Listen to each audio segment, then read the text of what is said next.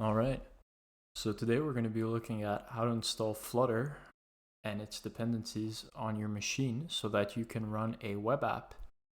And Flutter is a framework that's built on top of Dart, a programming language that allows you to build apps for any screen, be it on the web or mobile, an Android or iOS. And so with it, you can make all sorts of cool applications, and many of them are already in use at big companies such as BMW, Google Pay, Nubank, and so on. And for the focus of our workshop, we'll be looking at web apps specifically, so you won't need to worry about iOS or Android development. And for this tutorial, we're looking at installing it on a Windows operating system. And so for Mac or Linux, you'll find many of the tutorials online. But the first step is just installing the Flutter SDK. So you're going to want to download the latest version, and right now that's 3.13.6. And go ahead and just wait for that to finish downloading. And once it's done, you can extract the zip folder into the desired location that you want. So you're going to want to have to set up some environment variables once you've extracted the Flutter SDK. And so we have that right here. We're just going to extract it in the downloads.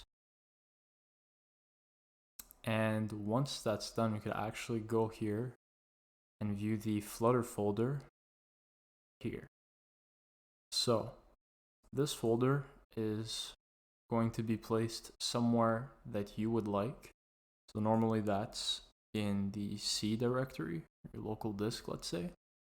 And from there, you're going to want to configure your system environment variables. And if you just go here, after typing in env in the search bar, this will open up your environment variables.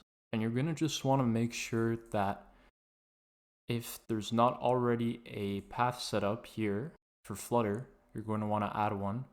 So that's the directory that you put the Flutter folder in, and then /bin. And then after you've added that path, you can just go ahead and close this. And from there, the SDK should be set up. So to test that and to make sure that the environment variable is properly set up, you can run flutter doctor anywhere after you've opened up a terminal. And there we go. So in my case, Flutter's set up. I have the other dependencies installed on my machine already, but you only need to worry about VS Code being installed and Google Chrome being installed. So the links for those are in the description, but the reason we need VS Code is because we need a text editor to write our code on, as well as to have all the other extensions that'll help us run our Flutter code. And we also need a version control tool like Git to pull from a repository, which is basically our project folder, and so on.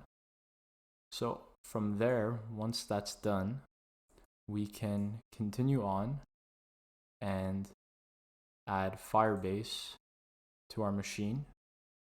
And so to do that, we just have to install the Firebase CLI for Windows. And we only need this standalone binary because the npm option really will just use a bit more bandwidth.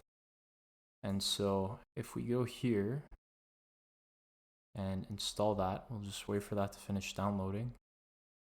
All right, so I just let it finish downloading and it opened up the command line interface here. So after it's done setting up, it's going to ask us to configure our credentials here. So that means linking Firebase with your Google account.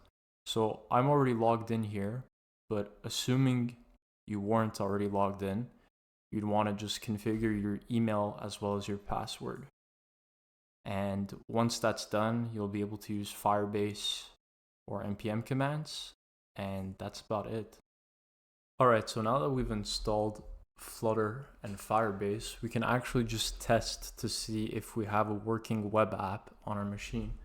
And so to do that, we can just create a new folder of any kind through our command line here. And then after accessing it, we can open VS Code inside that folder. And from there, what we can do, what's great about VS Code is we can open up a command palette here and directly create a new project. It's very straightforward, Flutter application. And so I'll name mine Flutter application 3 because I've got a few projects already on my machine.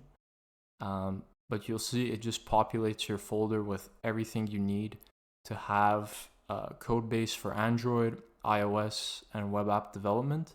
But we really only need to focus on the web app portion because that's what's going to be applied to our workshop. And the other great thing about this is that there are extensions in VS Code that are specific to Flutter and Dart. So you can just go ahead and install them, and that'll just make things easier when you code here. It'll help you see some things that just might make it a bit easier to work with Flutter. So now that we have this, we can go ahead and in the top right here under run or debug, we can either enter in debug mode or run it without debugging. And so if I press run without debugging, for instance, we'll see that it's going to start building our app, and shortly after it'll open.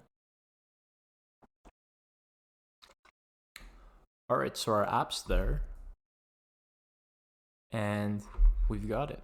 So that means it worked, and we have a functioning web app here running on our desktop, which is pretty cool.